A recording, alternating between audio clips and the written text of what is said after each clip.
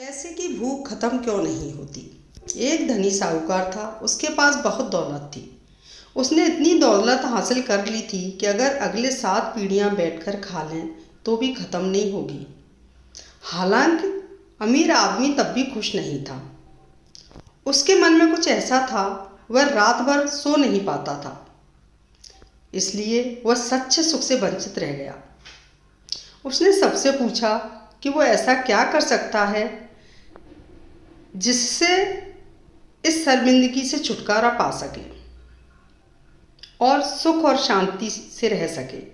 किसी ने उसे कहा कि संतों की शरण में जाओ तो संत आपको इससे बचाएंगे। धनी संतों की तलाश में गया।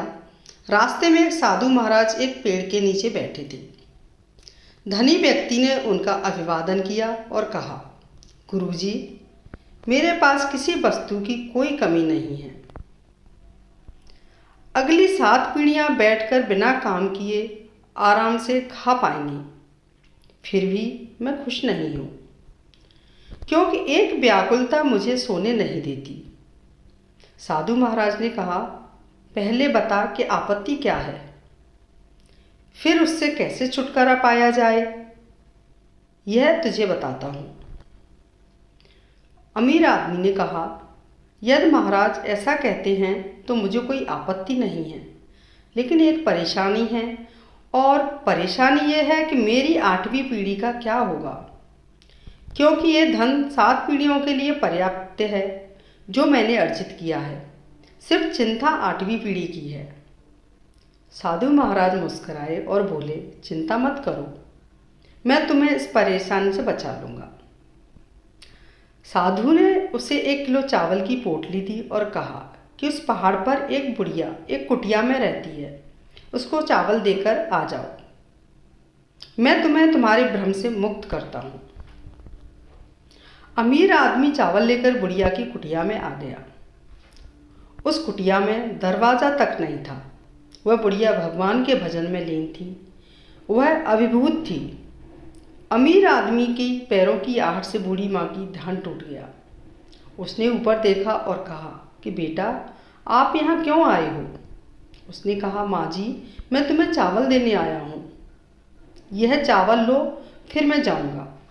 बूढ़ी माँ ने कहा कि मैंने आपको चावल लाने के लिए कहा था क्या आपके सामने हाथ फैलाया था? नहीं है ना?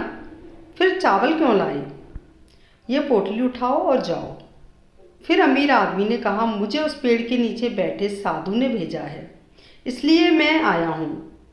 उसने कहा कि जाकर साधु से कह देना कि मेरी कुटिया में 2 दिन के लिए पर्याप्त चावल है। अमीर आदमी ने अपने सामान्य ज्ञान का इस्तेमाल किया। उसने कहा कि माँ जी, आपको तीसरे दिन के लिए चावल काम आएंगे। उसने कहा कि आप और वह साधु मेरे तीसरे दिन की चिंता मत करो। बूढ़ी माँ बोली, उस साधु से कहना कि मेरे तीसरे दिन के चावल का संबंध उसी से है जिस पर मैं इस एकांत स्थान में अपना सारा बोझ लेकर जप करने बैठी हूँ। यह सुनकर अमीर आदमी पोटली लेकर वापस आ गया। साधु के सामने पोटली रखकर चला गया। साधु ने उसे पुकारा, अरे वो सज्जन, तुम समस्या लेकर आए हो ना, मैं तुम्हें इससे बाहर निकालने जा रहा हूँ। अमीर आदमी ने सिर झुकाकर कहा, महाराज, मुझे जवाब मिल गया। वह बुढ़िया तीसरे दिन के चावल नहीं है तब भी खुश है, और मेरे पास सब कुछ है तब भी मैं दुखी हूँ। जिसके पास कुछ भी नहीं है, वह अगर अपने भविष्य का विचार नहीं करती और भरोसा करती है कि भगवान कुछ बुरा नहीं होने देंगे, तो फिर मैं जिसे भगवान ने इतना कुछ दिया है, मुझे इस फालतू की चिंता में नहीं पड़ना चाहिए। यह मुझे समझ में आ गया है। दोस्तों, छोटी सी ये ज्ञानवर्धक कहानी हमें समझाती है कि हमारे पास जो है उसका आनंद लेना चाहिए, उसमें खुशी ढूंढनी चाहिए।